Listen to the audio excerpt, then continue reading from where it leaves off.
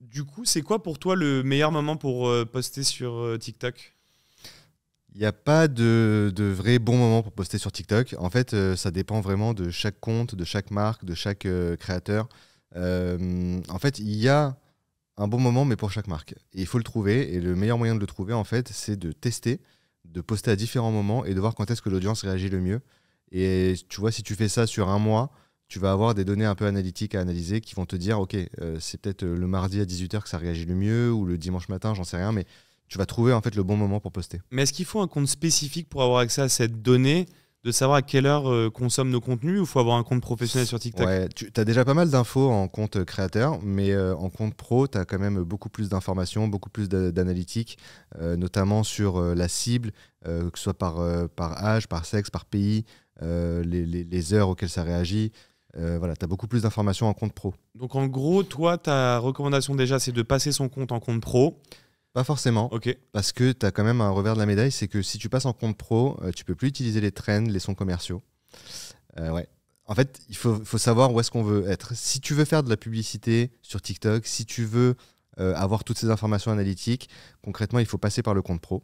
Mais en échange, tu fais une croix sur toutes les trends et tous les sons commerciaux. Mais sur la partie compte créateur, tu as accès à la donnée des moments où les gens aiment le plus ton contenu ou pas? Ouais, en Ou compte dans tous les créateur, cas, ouais. tu l'as ça? Oui, Ok, donc moi, la question que j'ai, c'est que donc toi, tu recommandes de poster, par exemple, tous les jours pendant un mois, à des heures différentes, à exactement. des jours différents, et ensuite d'aller voir ce qui a fonctionné le mieux. Exactement. Et une fois que tu as trouvé les heures qui fonctionnent le mieux par rapport à ton audience, est-ce que tu ponces cette heure-là et tu fais que cette heure-là après? Ouais. Après, il faut vraiment être hyper régulier. Et en fait, la régularité, c'est vraiment clé sur TikTok. Il faut vraiment être très régulier, poster aux mêmes heures, au même moment, au même jour. Ok, donc il faut avoir de la régularité aussi. Ouais. Et donc du coup, il n'y a pas vraiment d'heures selon. Et est-ce que les heures peuvent évoluer? Parce que au début, tu viens de créer ton compte, tu n'as peut-être pas une grosse audience. Ton contenu va être proposé à une certaine audience, donc tu vas voir les heures qui marchent le mieux.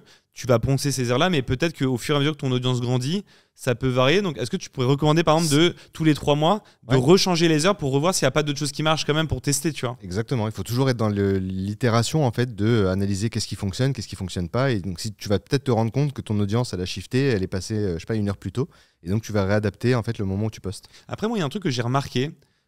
C'est que souvent, on va dire il y a 1 heure pour poster. Par exemple, moi, je sais qu'on entend beaucoup entre 18 h et 21 h, je crois, sur TikTok.